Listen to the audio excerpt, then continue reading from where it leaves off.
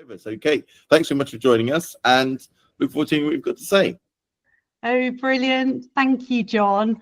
And hi, everyone. It is interactive, so I reckon the best way, if you want to join in or ask a question, is to write in the chat, or you can put your hand up and I'll try and keep my eye on it.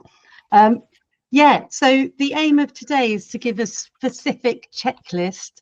So if you've started tutoring, or you're thinking about tutoring, or you're tutoring and you don't have enough clients, or you're tutoring and you're lonely and it's not working out right, I've just put a list together of everything I wish I'd had in September, so that I could have just hit the ground running, because I think it's really fun now, and just to accelerate that learning curve to get to this place.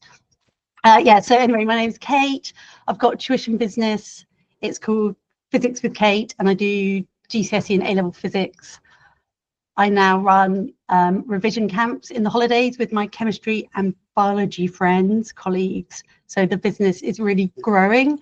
But I think I had to do the one-to-one tuition to start off with, to basically work out what it's all about and just how to run a business.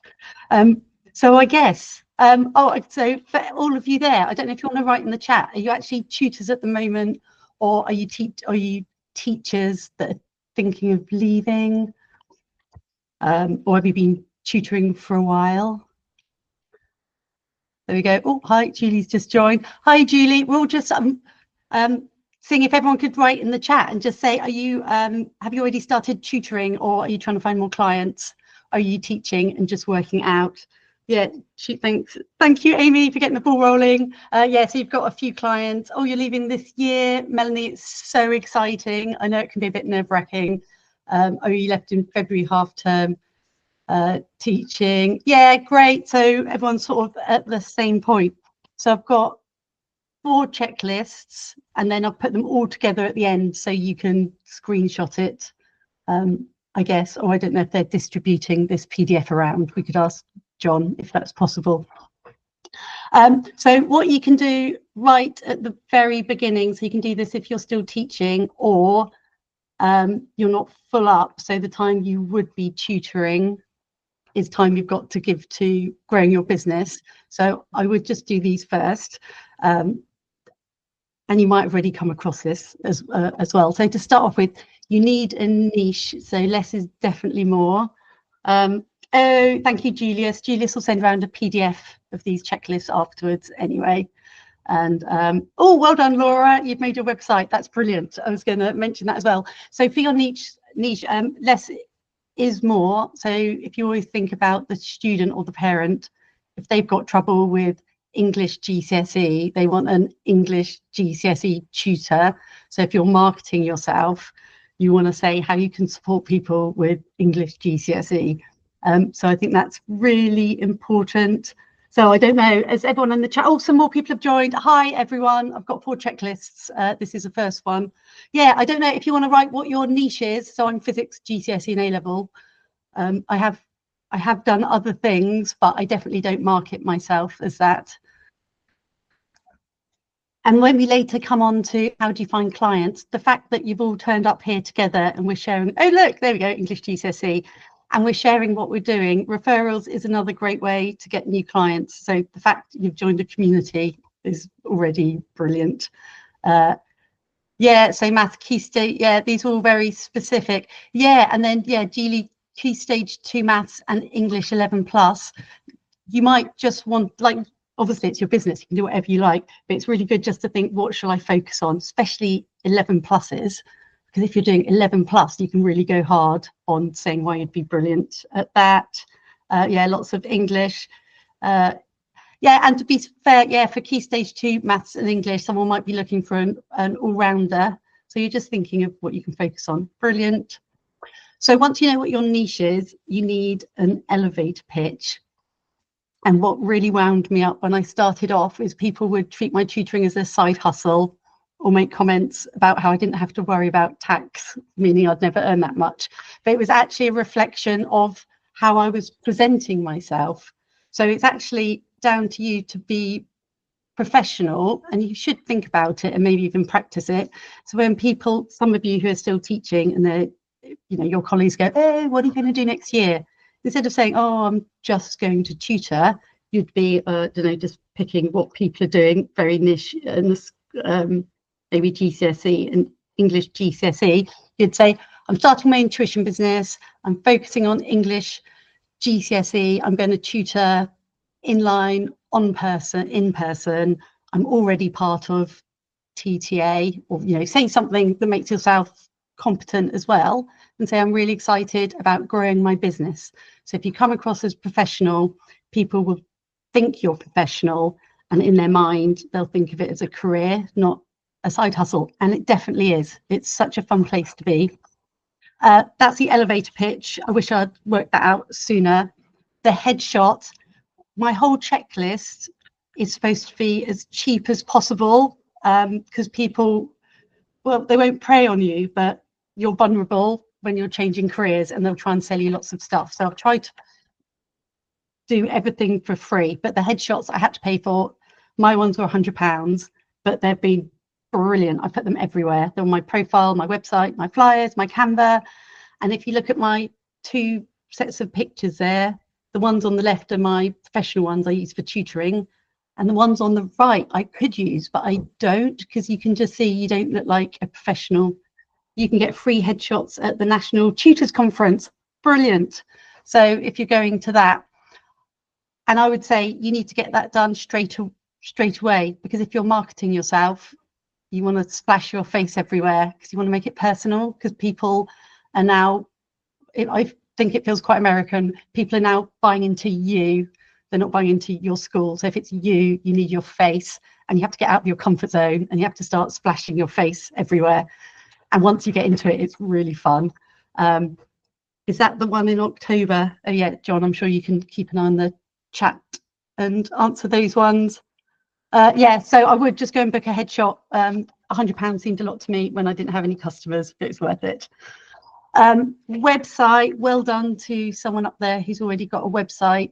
You do need a landing page. So even if you're not teaching online, you just need someone somewhere to explain how you're going to support people, why you're so good at it, how you've helped people, information about you, your credentials, and you'll build it up. So my website now, I've tried to make it frictionless. People can find me online, find my website, sign up for my revision courses and pay me whilst I'm asleep. So I'm not saying it happens a lot, because I'm still quite new in it, but I'm getting traffic through my website to find out about me, and people like what they see, and then I'm getting paid, and it is a job, and we'll talk about getting paid later. So the website bit, well done. Sorry, who was it who just built their website, which is fab.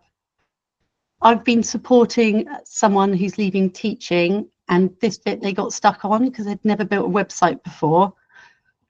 They're so easy these days. So either you've got a friend or family who knows how to help you, and you can do just do a free one to start off with. You'll have a rubbish email address, but it's fine. You can use a QR code. If you don't have anyone to help you and you've never done it before, so my friend, I made her one in about 30 minutes, and I'm not saying it to show off. I'm just saying the templates all exist. So if you've got no one to help you and you don't know how to do it, this is where the fun happens. So you run at the problem and you say, I'm starting a new job, a new career, I'm learning new things, and you just go on YouTube. And just go on YouTube and say how to make a free website, and then just follow some. And so maybe it will take you a day or two, maybe it will take you a week because you've never done it before and it's tricky. But if you're tutoring and you don't have the customers in that time period where you want to be teaching but you're not, you should do something, and you need a website, and it's really fun to learn some new skills. So anyway, yeah, whoever built a website, did you do it yourself or did you pay someone? I'm just going through all the messages. Oh, I can't see. Yeah, oh well, yeah, well done. So Laura just did it all herself. Yeah, and John said it's free or really cheap. So I know people offered to make, like, you pay them to make one. I don't think it's worth it, because also it's your voice, because you're now selling yourself. You want your authentic voice and your values. to be on there, and I've really enjoyed having my own values instead of my school values, even though they're similar, and you can express that if you make your own website. Oh great, it was really hard. Oh, well done, Laura. There we go. Hard things are more satisfying. I honest. Okay, right, the last one I've got is your sales target. So if this is going to be your job, I presume you're not doing it because you're volunteering, you're doing it to get paid. So you do have to think of money. So you should just get a spreadsheet out and just think, how much do I need? And how much do I want? Which are probably different amounts, which is fine. And then just play around with the numbers. So you say, I want this much a year. And just be genuine. Don't go, oh, I'm so humble, it's a new job. Like, your experience, like, you deserve, you know, start with your teaching salary or more, that promotion you never got. Split it up to how many weeks you want to work in the year, how many hours you want to work. And when you put all the numbers in, I think you'll be really surprised how achievable it is. So when you look at the hourly rate you'd need to achieve what you want, I was surprised. It's completely doable. And then you just tweak by putting your rate up a bit, or changing the hours. And yeah, it should be really reassuring. And once you've got your sales target, then you know, oh, thanks, John's sharing some website generator links in the chat. Once you've done this, you have to look at the whole year. There's no point saying, how much am I going to charge an hour? You really want to say is, I've got a mortgage and I've got Tesco's to pay for, I need this much. And then you've got your sales target, then you know what hours you're going to work. And then for all these jobs we're going to do now, these tasks, if you've said you're going to work 3 hours on Monday and you're not because you don't have a customer, then you've got, oh, hi, new person that's just joined. So if you're allocating 3 hours on Monday and you don't have the customers, you do have 3 hours still to graft for your business. And in September, I was stuck having nothing to do and no customers.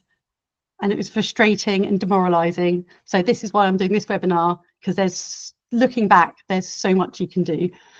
So here we go. That's being professional. Tick.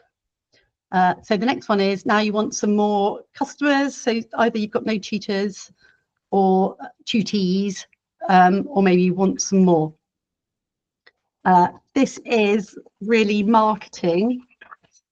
I'd never done marketing before because I'd always been an employee. And to be fair, I didn't really know what it meant. I take it to mean now letting other people know you exist. So if no one knows you are now tutoring, no one will employ you. So marketing is really as simple as I put getting your face in front of others' faces. So I mentally, the marketing word doesn't mean much. So I just think, how can I get myself in front of other people? So for this one, if anyone else has more ideas, it would be brilliant if you could share it, because this is what you should be doing all the time. You don't have a tutee. So if you don't have a tutee, it's because people don't know you exist. So you have to get out there and let them know that you exist until you're full. And then when you're full, you don't get to do this, which is sad. So this, I think, has been the most fun. I've got out of my comfort zone so many times. I put give more than you take and don't spam people. So how do people know you are now a tutor or you're going to tutor in September? They know because they're your friends or family and you've told them. And now they know they can pass on your details. If I just go back to my last one, because you've got an elevator pitch and a professional photo of yourself, you can make a little Canva like photo of yourself going struggling in English, GCSE, and then your friends can share it on WhatsApp groups for you. And then you're starting to get the information out. The second one, I think, is the most fun, and it's a difference between being an employee and a business owner, is to get out there. So all it means is you just have to meet new people and just increase your network. So I've done stuff, so I've got kids, so I've organised school drinks, watched football matches, lots of things like that. I don't tell everyone, oh, do you want me to tutor your kid? I just have a nice chat and it comes out. And every time I do stuff on this marketing page, I get leads. And every time I stop doing stuff on this marketing page, I don't get leads. And it's as simple as that. The minute I stop getting my face out there, my leads dry up. Online discussion boards, I get loads of people from where I live in London, and they're free places you post. You know, when you think, where would I get a plumber?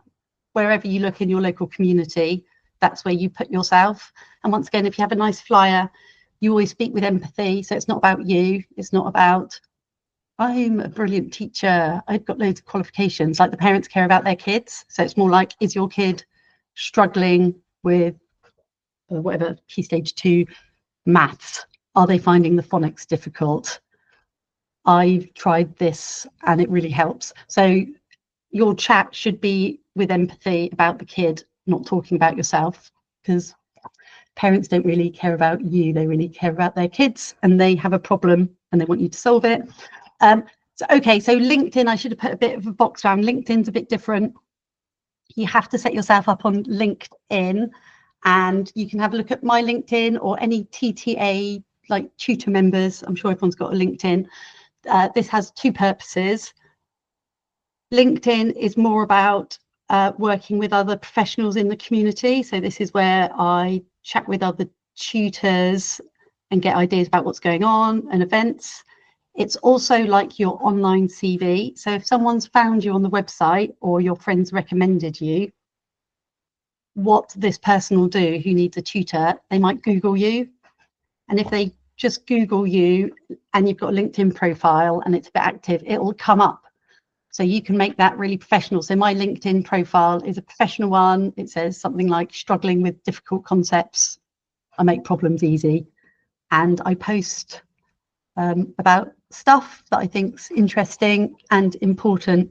So LinkedIn, I would say, actually, out of all of those, I'd go and set yours up first. Have a look at some other tutors on LinkedIn to get an idea.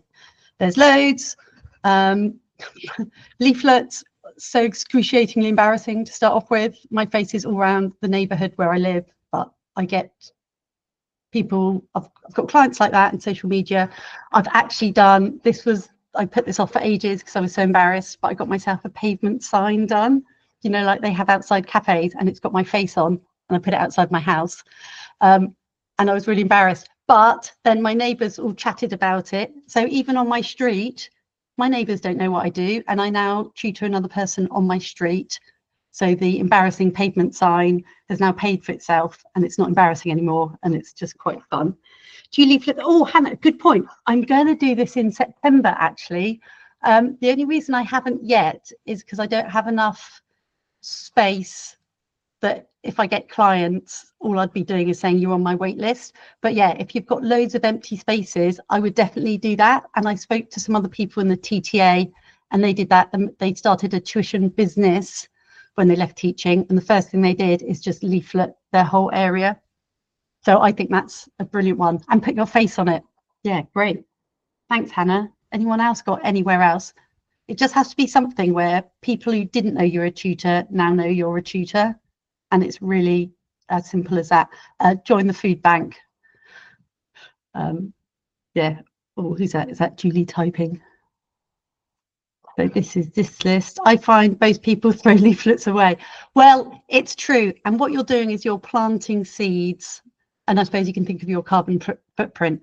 This getting your face out, you're just being consistent. They always say this in growing a business. They put flyers in any places where parents, grocery, playgrounds. Yeah, I found people near me, the charity shops, the local cafes, all the non-branded businesses near me are lovely, and everyone puts flyers for everyone else in there. Yeah, okay, this is a long list. What would you say? Yeah, sorry, Amy. LinkedIn, yes. You only have to do this stuff if you don't have clients.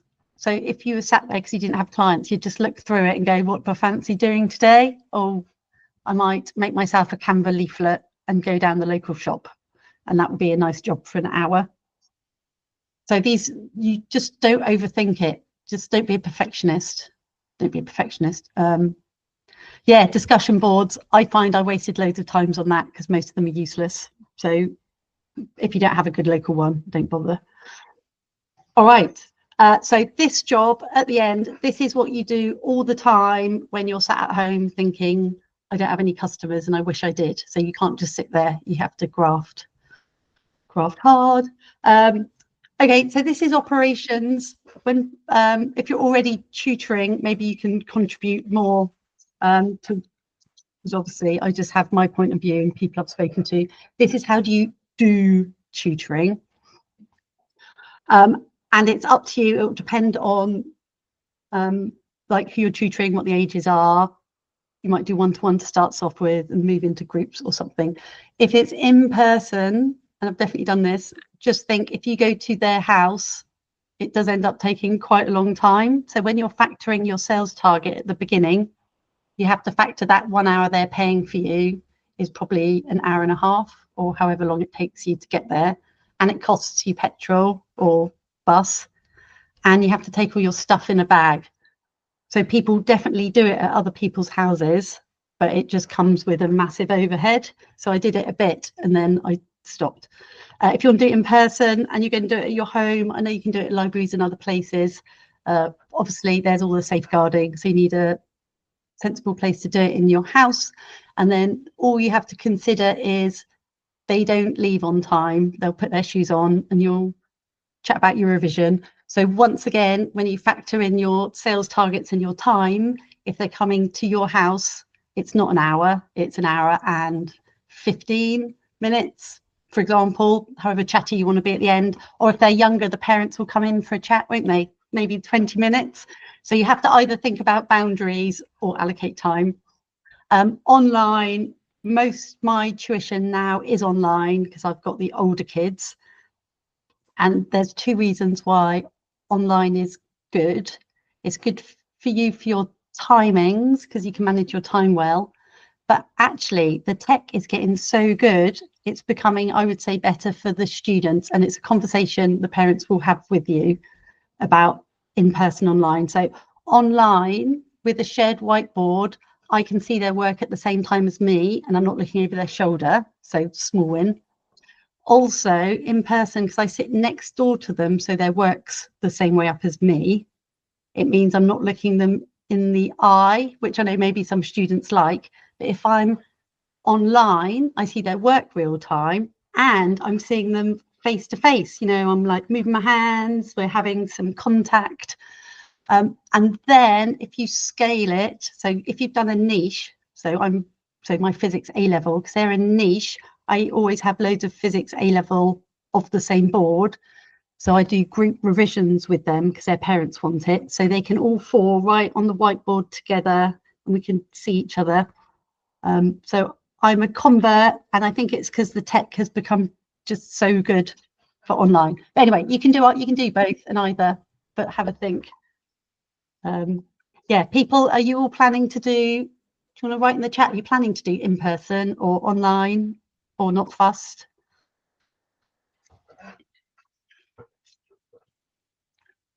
Yeah, in person.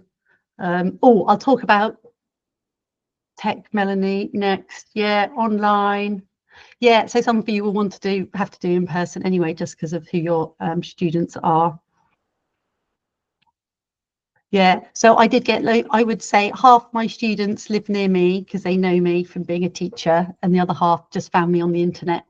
Yeah, so there's a mixture of both. I would say for the online, I've got like some nice colleagues. I do 1 hour sessions because I find it easier to sell, as in like, oh, pay me this much and you get an hour. But actually, when I can work out how to sell it differently, I will. So I've got a nice chemistry colleague. She does 55 minutes online. And then the 5 minute is her sort of resetting for the next student. So her schedule's really organized because she just does it on the hour every hour. But then she has to sell a 55-minute lesson. Whereas I do an hour and you can't really do it back to back. So my timings are a bit off. So I haven't got that sorted yet. Yeah, I'm online. Yeah, so I would say parents, especially if younger parents, are adverse to online, but it's part of the sales conversation that there are pros and cons. And like I said, I genuinely think online for some people is really good. Someone's saying recommending a whiteboard.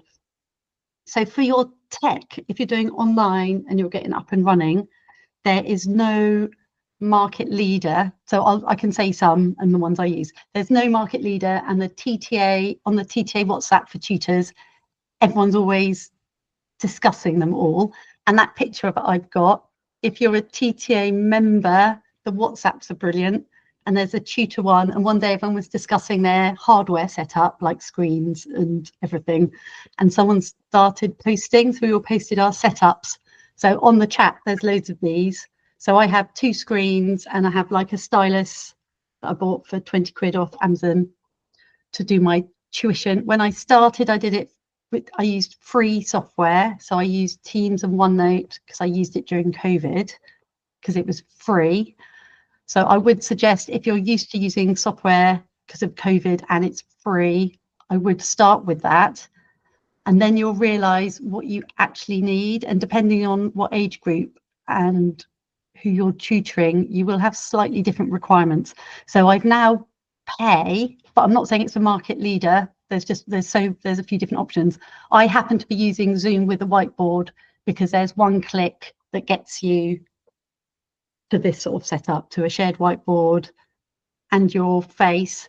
And I had loads of techie problems with other softwares because they were growing quickly. And I thought if I had Zoom, at least if the tech was a bit rubbish, the parents wouldn't blame me because it's Zoom. They'd be like, it's not my fault if Zoom isn't working that well. But it's been fine because it's one of the market leaders. There's loads more. There's, I don't know. I don't really want to recommend any of them, but anyway, there's loads. There's like pencil spaces, lesson spaces, there's lots. Just have a Google. But anyway, I'm Zoom, but I would say start with a free one because you don't know what you want till you get started. And I had no complaints. Payments. Oh, well done, John. Oh, that's it. Oh, and Merit Hub is the one I'm going to look at next, or Merit something. For payments.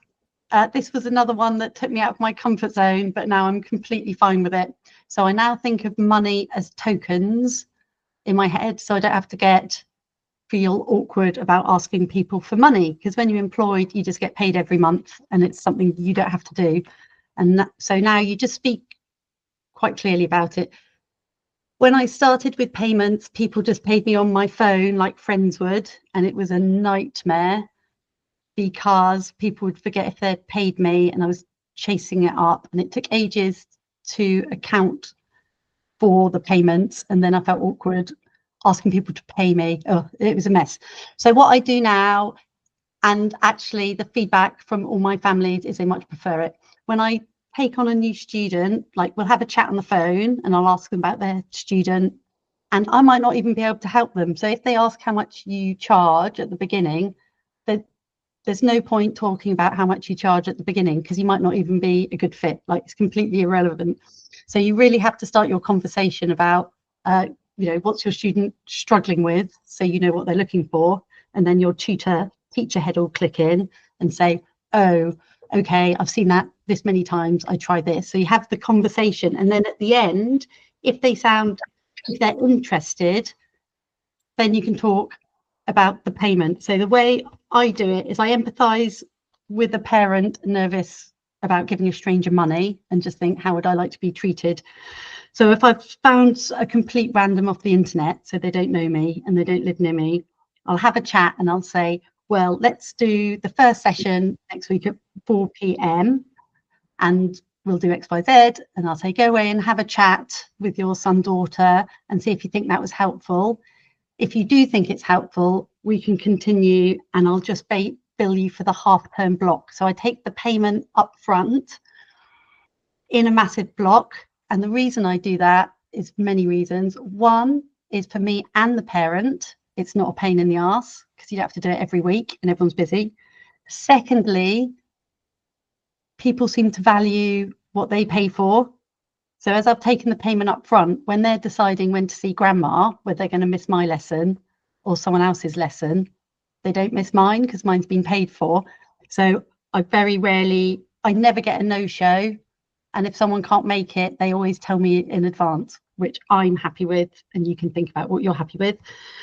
And then they're really clear, and then they're happy because they know they'll get a session and they don't have to part with any money until they're sure. And then I say, if you feel it's not right for you, that's absolutely fine, and I can recommend you loads of stuff anyway. So they know they won't have to pay if they don't like it. Everyone always stays. And then after the first session, it means that isn't a free session because they've stayed with me. So I've never said it's a free session. I've just said, have a session. If you're not happy, you know, that's absolutely fine. Otherwise, I'll bill you for that 6 weeks for this half term. And then I use Stripe, that is fantastic. And there's probably others. So maybe John knows some other ones as well. Stripe, it took me no time to set up, but maybe it might take a bit longer. It means they can pay with Google Pay or their credit cards or Apple Pay. So I'll have a session, they'll write back and go, fantastic, sign me up. And then I just go into Stripe where I've got their email address. I click 5 lessons at however much I'm charging, send. It makes a really professional invoice and it stores it all in there. So my accounting's easy because it's just in big blobs of half term instead of little bits. And then the parent gets it, however you've agreed, as a WhatsApp or an email. And it's just got, just when you buy anything, it just looks like anything you do online from a professional store. And they just click it and it pays. And it's done. And I don't have to check. And when I send them out, they all get paid straight away. So when people don't pay, it's not really because they don't want to pay. It's because it's difficult or disorganized. And once again, you want to be professional. And the Stripe is so professional. And you get all the money up front and it's fab.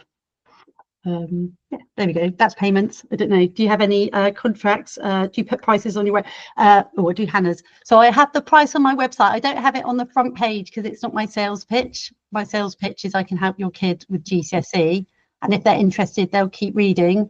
And to be fair, they might get a little bit annoyed because it's quite hard to find. But anyway, I have it under my frequently asked questions, because my website is designed for SEO, search engine optimization. So everything I want to say, I have a new frequently asked questions page on my website. But that's something you can, I suppose, think of down the line about getting that done.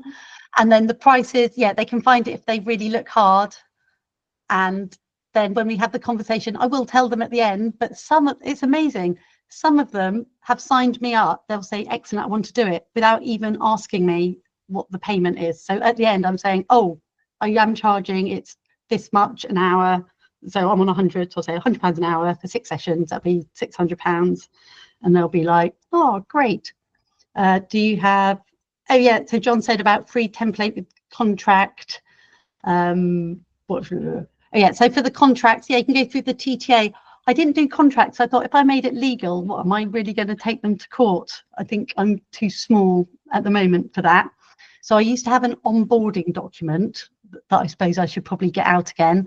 And it's a nice friendly document that has like the rules of engagement. So everyone knows what we're doing. And it doesn't say anything very much other than you pay up front if you miss a lesson. As long as you let me know before 24 hours, I'll reschedule or refund. But it is all based on goodwill. So people's lives are busy and things do come up. And I personally can afford to be a bit fluid. So if someone wants to reschedule, I'm fine with it. And if someone, what have I done? I've done a refund because someone bought something off a website from me and I contacted them and it wasn't suitable for them. So on Stripe, you just click a button and it gives them their money back.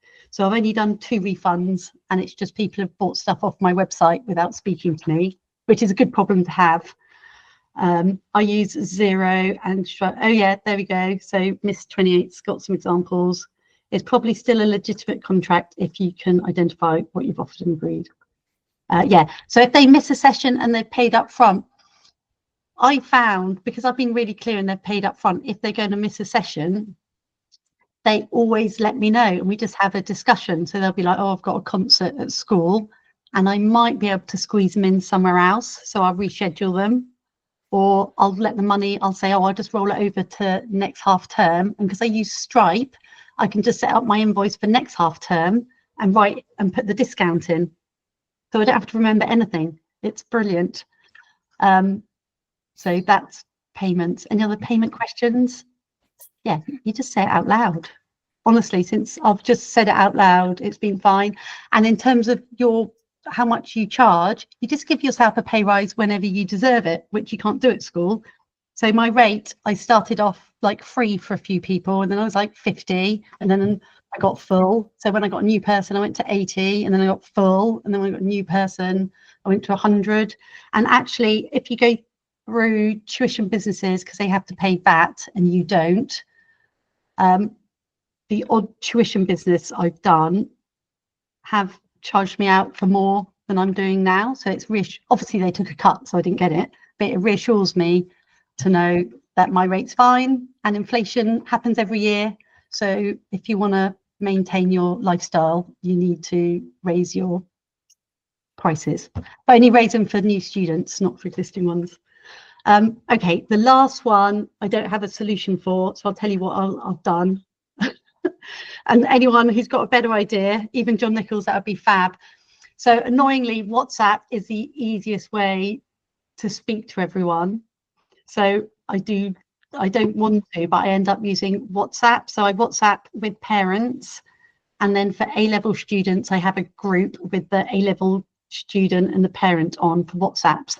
And it's so the kid can say, oh, can we do this topic this week, or I've got a test, which is fine for me. Maybe it will annoy you because it's your personal one. So I've been trying to move to email, because I now pay for a CRM system because everything's got a bit busy. So I've been trying to get everything going through email, but it's just not the same. And email's a nightmare because they go to spam if no one's talked to you. I only charge the yeah, but then Miss 28, do you go through an agency or do you find people directly? Oh yeah, Amy, that's a good idea. I might get a business number. So the thing is, tuition business oh really? So you're going directly. So if you charge, I can't see what you said, only charge 30 quid. So if you're charging 30 quid, if you'd gone for an agency, they'd be charging say 50, because they have to pay VAT and commission for you to get 30. So your rate probably is already 50. Some people even buy a cheap second phone. Yes, so there's and it depends on the area, and it depends if you're online. So if you're online, you have access to the whole of the UK other than your local area. But just bear in mind, if your competition, what tuition businesses are charging, you don't do VAT, so you get to keep, I suppose, that 20% for yourself, and you get to keep the commission bit for yourself. And because you've only got so many hours in the day, it is worth persevering to find your own students. You can turn off your business sim.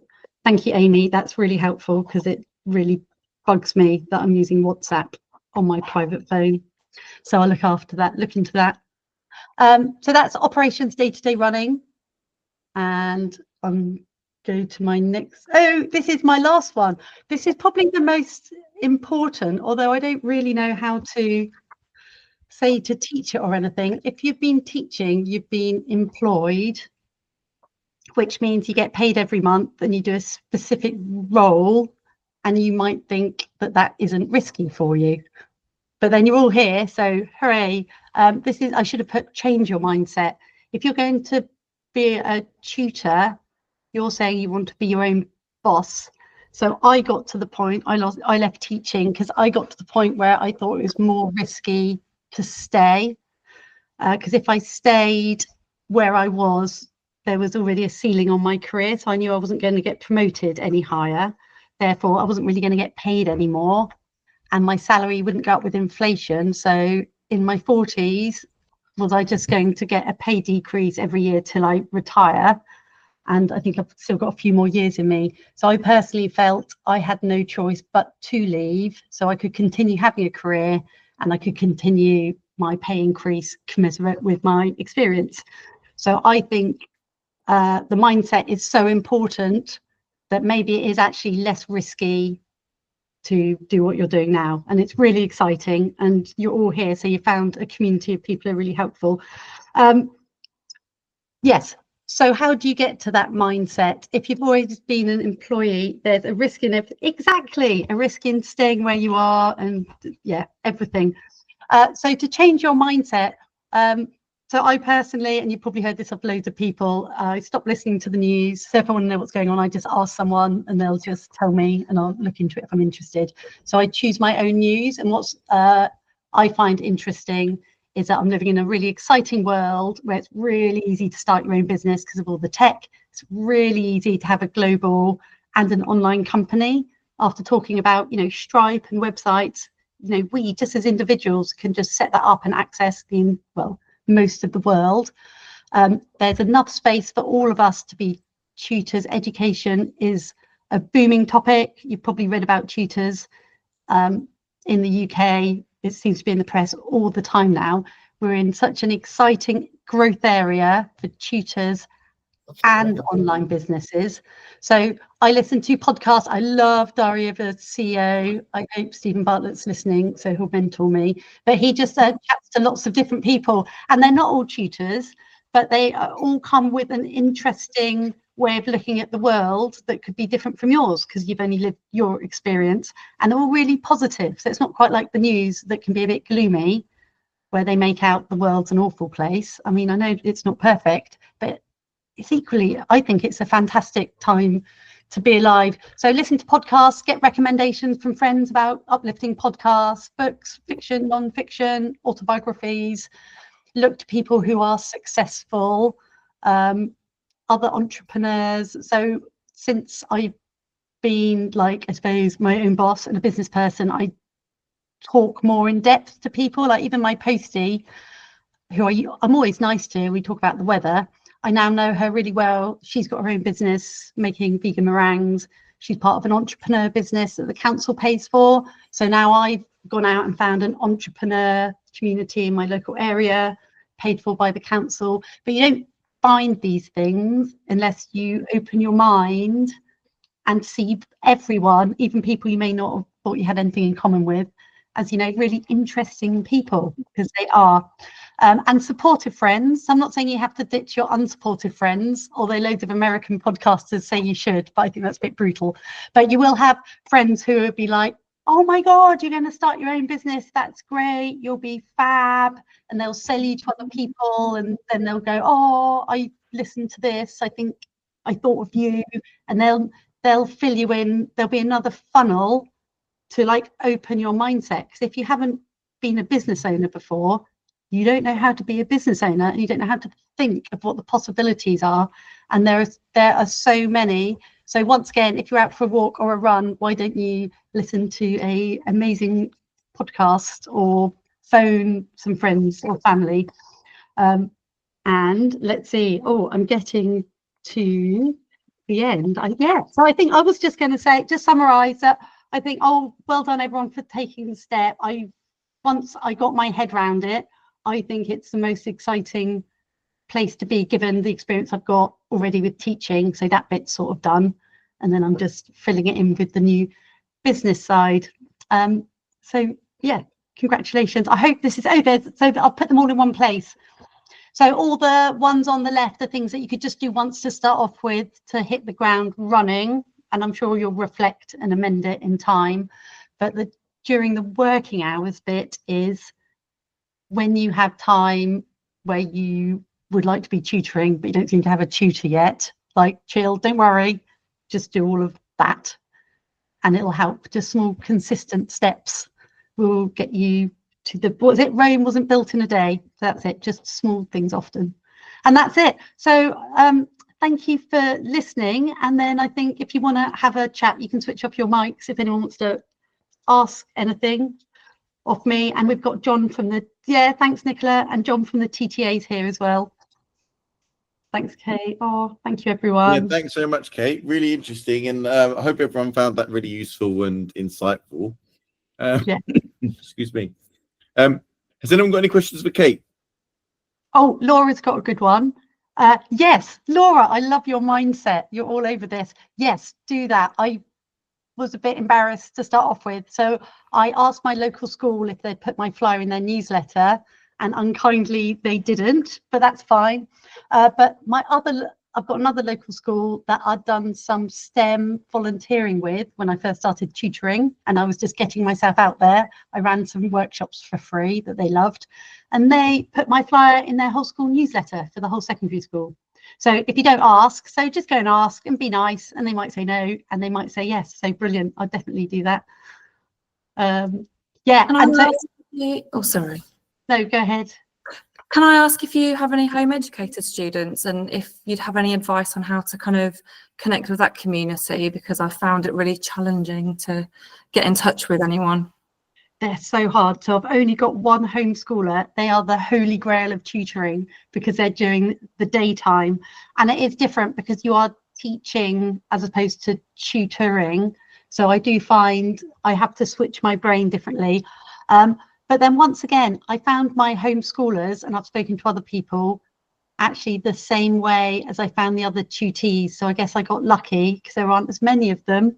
So I'm sorry I don't have a silver bullet, but on your website, you can, I do have a bit about it saying how this is how I'd support a homeschooler and how it's a bit different. And I think just the more, yeah. It depends how you pitch it. Oh, well done, Amy. How did you find your homeschoolers? Amy's just written in the chat that she has some.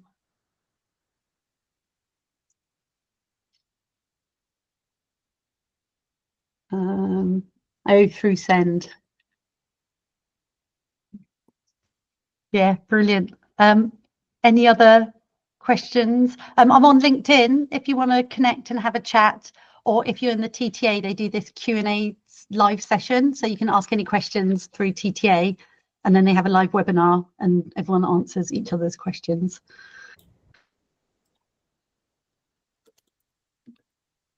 Yeah, we do. So just on that point, thanks very much, Kate. Yeah, we do have a Q&A for members and also prospective members sometimes join as well.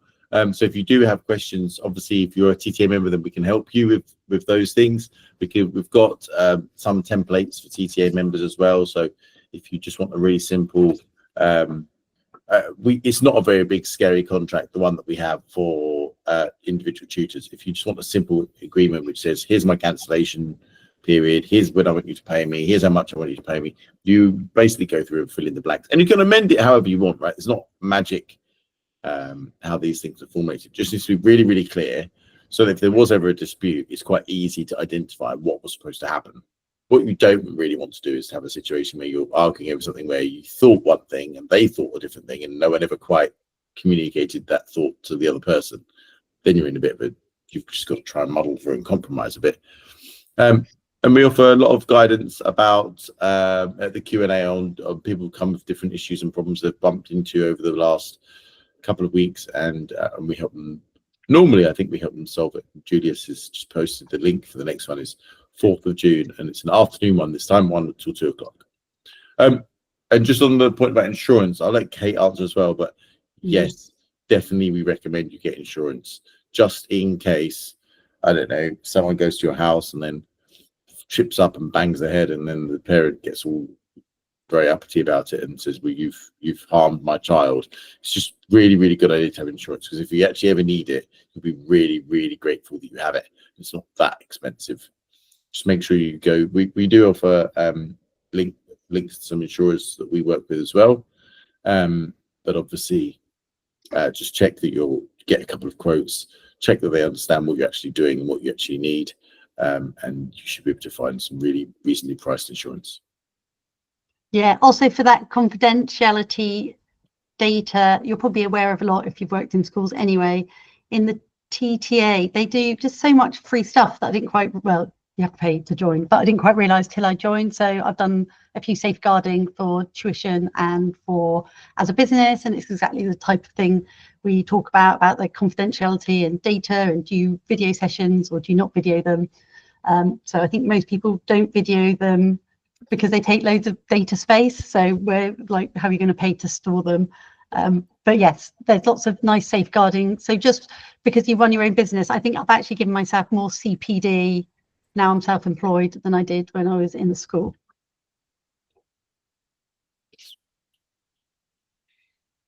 Are you still in a teaching union, Kate?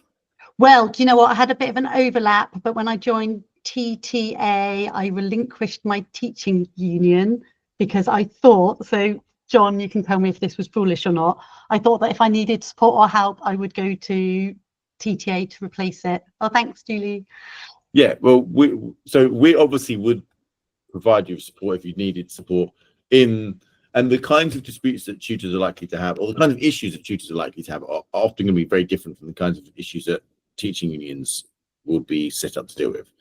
So lots of the things that teaching unions would pay for and provide, like, I don't know, we'll go on strike if you don't get enough money or something, it's not going to apply to tutors at all. And also, there are some people in teaching unions who just simply don't understand the principle and concept of tuition and working for yourself. They just have no awareness of how it should work, or they come up with completely, I've heard of some completely ludicrous things that suggested, like, oh, you should, I don't know, take your parent to court over them cancelling a session or something, which is just like, no, that's not necessarily a functional way of getting about. My personal view is I don't think teaching unions offer a lot for tutors, unless you're obviously still in the classroom in some capacity, or if you still do supply teaching, maybe it's applicable.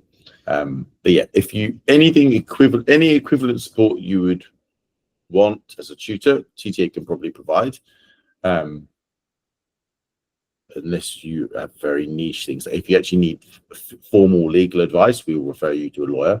We can give you some guidance as to what you might need to consider, and generally speaking, I've been quite pleased that when people then go and see lawyers, the lawyers say exactly the same thing that we gave as informal guidance.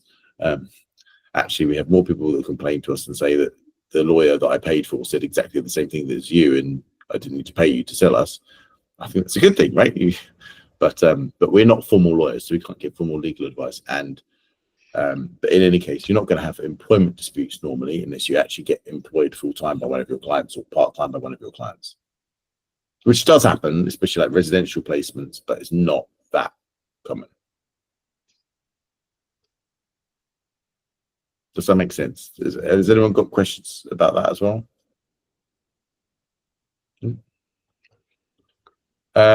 Any other questions for Kate?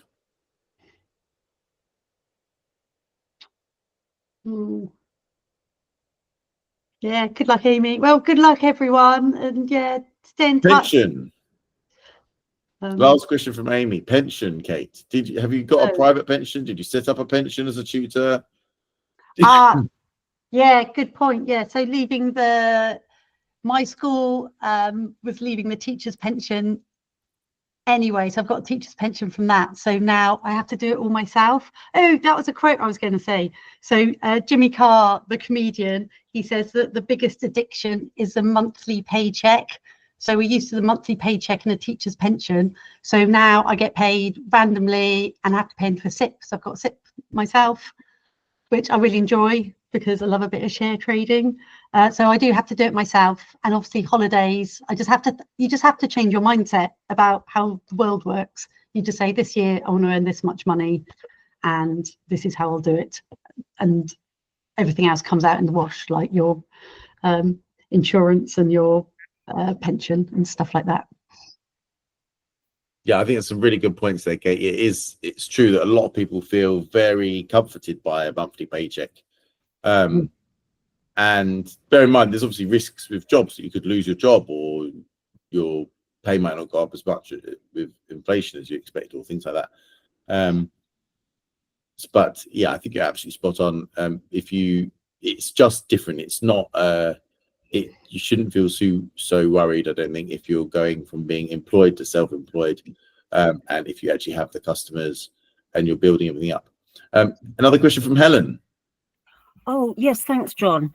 Hello, Kate. My question is that, you started off by talking about niche, and that's how I have been operating. As in, my niche has been GCSE or A-level English, but I was okay last year, but frankly, this year has been pretty rubbish in terms of getting students. And I'm thinking I've got to rejig the whole thing, probably get more sort of tech-based and all of that sort of thing, which horrifies me, but if that's what I need to do, so be it. But my question really is about things like 11 plus and common entrance and whatnot, that I know that some tutors sort of spread themselves further afield, and quite honestly, I'm actually now in a situation where I just want to get work.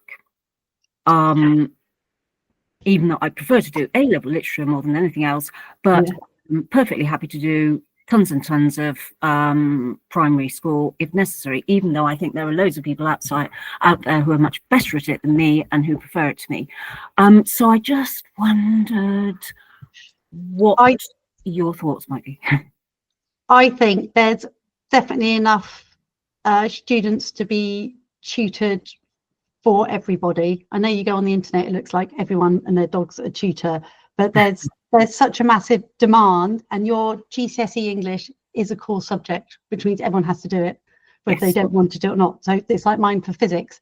I know I've just got so many families that have to do a GCSE physics exam. So I think your GCSE English is fine, and obviously everyone loves A-level, so keep pushing it. I found the most useful way is you've got to that marketing, get yourself out there. So I don't know, do you have a professional picture of yourself looking like a fancy person? Frankly, it's not professional enough looking, and I agree with you, you know, about the picture that you showed, totally. So I need to get cracking on that as well as other things. Yeah. So I'm just putting in the chat, you need a professional, you just have to get out there more than everybody else, and it just won't happen. Like I say, if I have a 3 days push of getting myself out there, then people will contact me, and then I stop and everyone ignores me again. So the minute you stop, so you need a professional photo, you need to start loving Canva. Oh, I can't believe I haven't mentioned it. Everything looks so professional on Canva.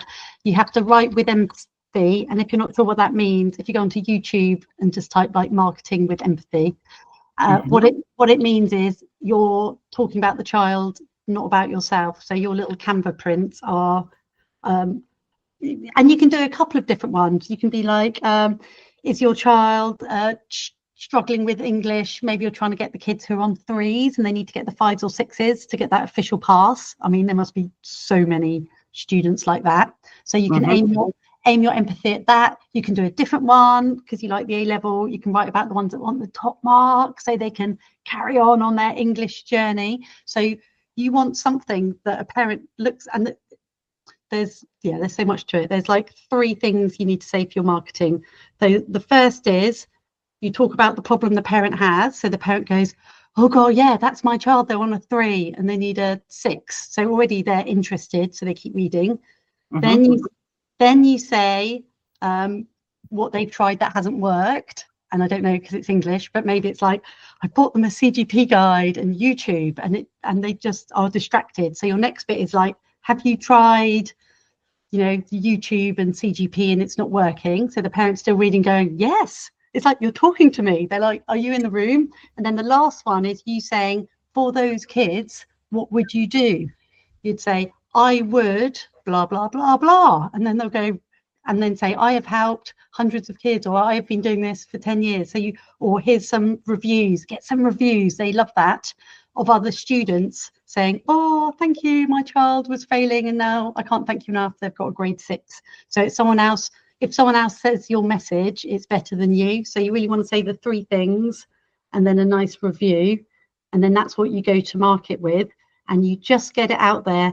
And this local discussion boards, honestly, there's 2 brilliant ones near me, and I just don't know why there aren't loads all over the UK, but I just can't find them. But you might know where they are near you, and then you just spread it around on WhatsApp groups. You do flyers, you ask to volunteer in your local library, you just you graft, and the more you graft, the more people know you exist. And that's it. There's no shortcuts. When you say getting out there, what do you mean? Okay, so if I needed some clients, what I would do is I'd offer to run the second-hand clothes stall at my kids' school. And I wouldn't really want to do it, but I haven't got anything else to do.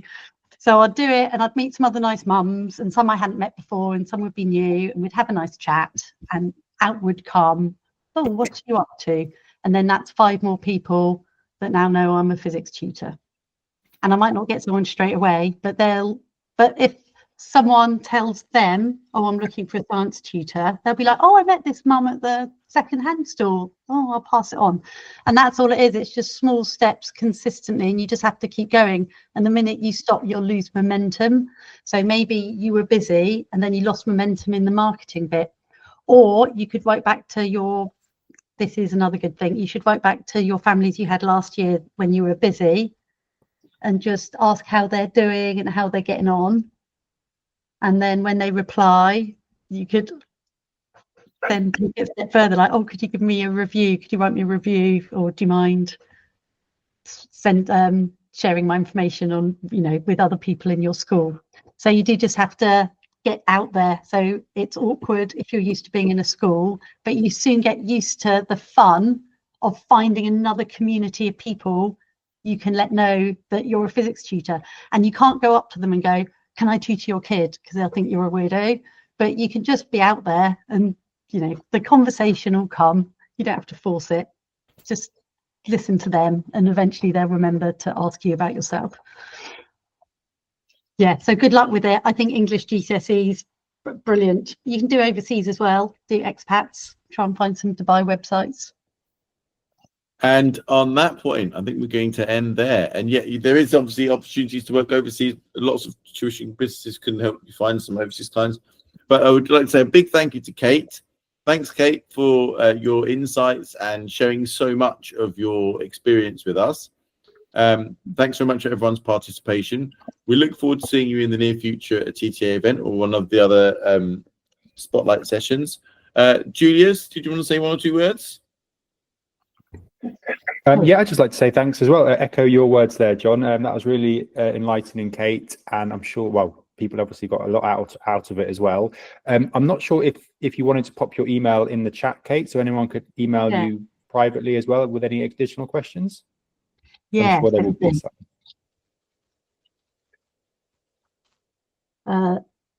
And if you want to look at my website for ideas, physics with Kate, you can sort of see the information I've got. It's sort of like my landing. Oh, do you know what? I've actually misspelled my how do I delete that? It's okay. I think people will be able to get it through if your email's on your website. I think because the website domain looks correct. So yeah, okay. Perfect. But thanks so much, Kate. That was really good, really great. And hopefully, if anyone, like John was saying and Kate was saying, if anyone does want to join any of our live Q&As, we have actually got one in the afternoon coming up. And that was at request of a few members. So that's on the 4th of June between 1 and 2 p.m. and you'll find the link on the website. Perfect. All right, have a lovely day, everyone. Thanks so much, Kate. Thanks everybody for coming. Thanks, everyone. Bye. Bye.